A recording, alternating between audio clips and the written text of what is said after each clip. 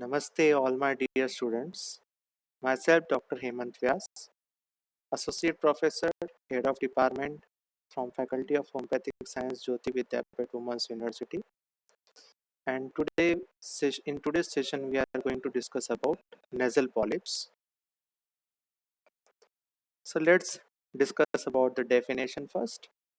It is a prolapse pedunculated part of the edematous nasal mucosa or that of the paranasal sinuses, which is usually smooth, pearly white, or yellowish mass of variable size. Now let's see introduction of the nasal polyps. The nasal polyps are composed of loose fibroadenomatous tissues. The surface is lined with ciliated columnar epithelium. They are generally multiple, bilateral, or unilateral. They produce nasal blockage by their presence. Now, as far as the etiology is concerned, they are there are theories to discuss the nasal polyps. So first we are going to discuss the role of allergy. Allergic reactions of nasal mucosa produce vasodilatation and increase permeability of the vessels, as a result of which fluid moves out of the intervascular compartment and causes waterlogging of the tissues. This edematous mucosa subsequently present as a polypoidal mass.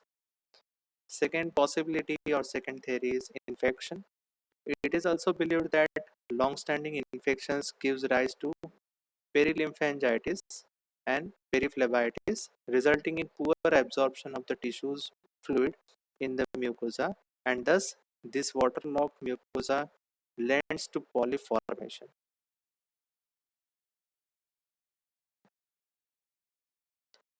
Another possibility is mixed etiology of allergic predisposition of the tissues to infection, and the allergy itself may be a bacterial proteins. Hence, it is said that both allergy and infection are in etiological factors. Another is Bernoulli's phenomenon. It states that when air passes through a narrow area in the nose, negative pressure develops in the vicinity in the paranasal sinuses, which lends to increased formation of tissue fluids. This process may encourage polyp formation. Now let's see what are the types of nasal polyps.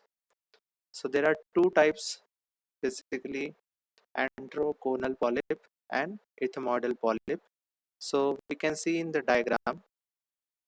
So first, on the upper part we can see the three polyps which are coming out.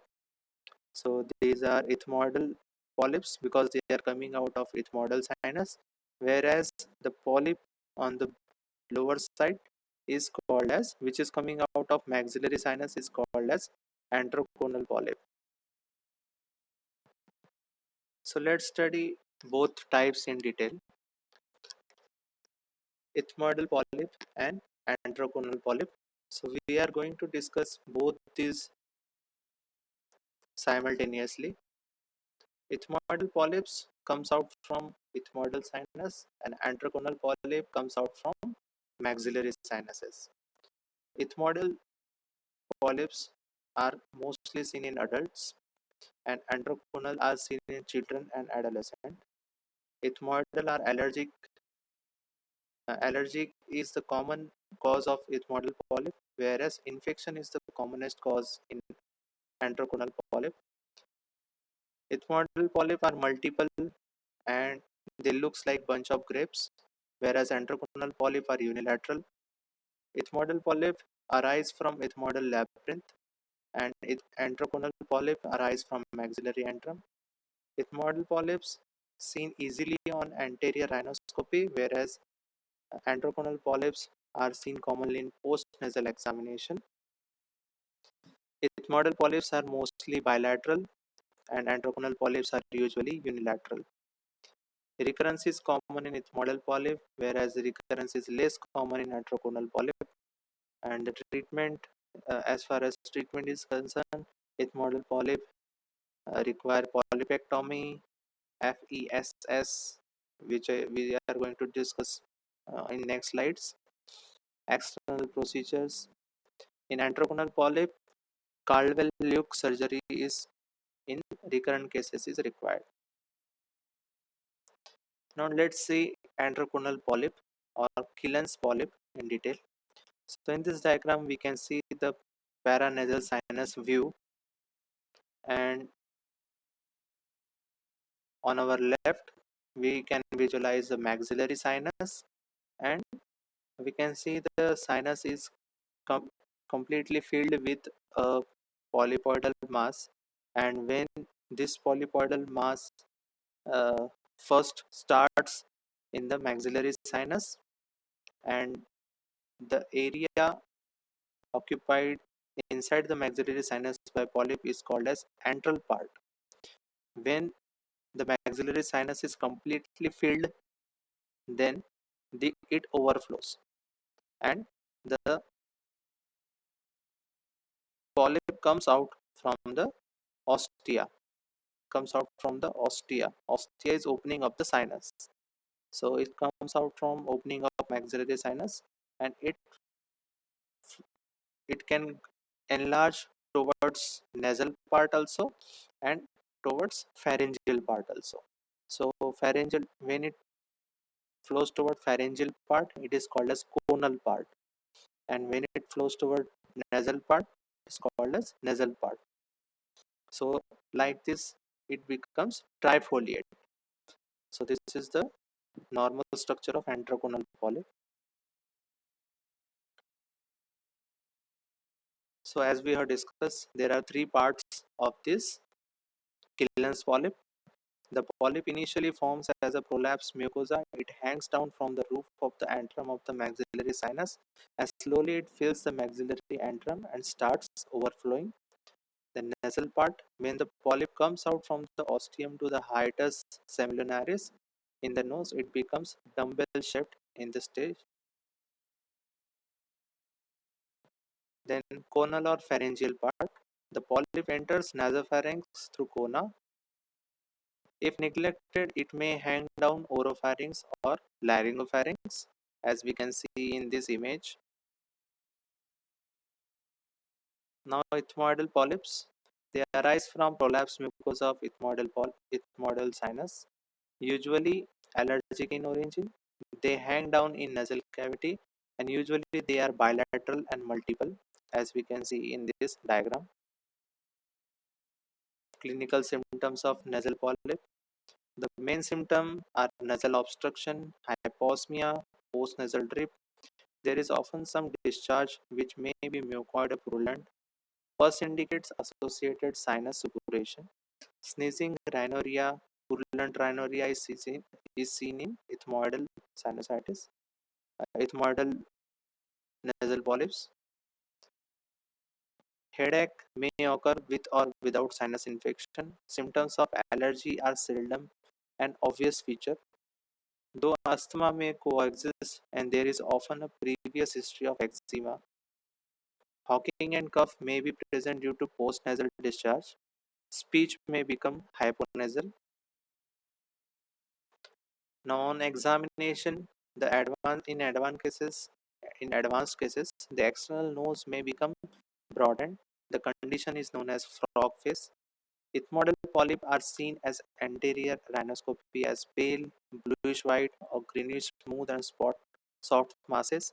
They are usually bilateral and multiple. Anteroconal polyp arising from the antrum goes towards posterior corona and is seen on posterior rhinoscopy as a bluish white, pale polypoidal mass in the nasopharynx. The soft palate is sometimes displaced downwards, and the polyp may be present in the oropharynx. Now, differential diagnosis. We have to differentiate nasal polyp from hypertrophic turbinates, rhinosporidiosis, malignancies, angioma of nasal septum. The differentiating features are given in this slide. You can read this for the clarification. Now, what investigations generally we suggest? We suggest the patient for CBC, ESR, renal function test, and liver function test. Blood bleeding time, clotting time, BGRH, HIV, and HbA1c has to be prescribed to the patient. We can also suggest X-ray of chest, X-ray of paranasal sinuses, and CT scan of paranasal sinuses may be required in recurrent cases. Special investigations, nasal endoscopy may be required in rare cases. Treatment of nasal polyps. Now, as far as medical treatment, modern science is concerned, antibiotic is prescribed if there is infection, oral decongestant, oral systemic steroids, and nasal drops are prescribed to the patient. As far as surgical procedures are concerned, polypectomy can be done. The procedure may be intranasal or transnasal. Then there is a modern advanced surgery for the nasal polyps. This is called as functional endoscopic sinus surgery, FESS. Now, homeopathy has a beautiful scope in controlling the nasal polyps, and we can use the following medicines: allium cepa, ammonium mure, aram mac, cadmium sulf, calcarea calc, kali peach, and graphitis. In upcoming lecture, we are going to see the clarification and indications of these medicines. Thank you very much.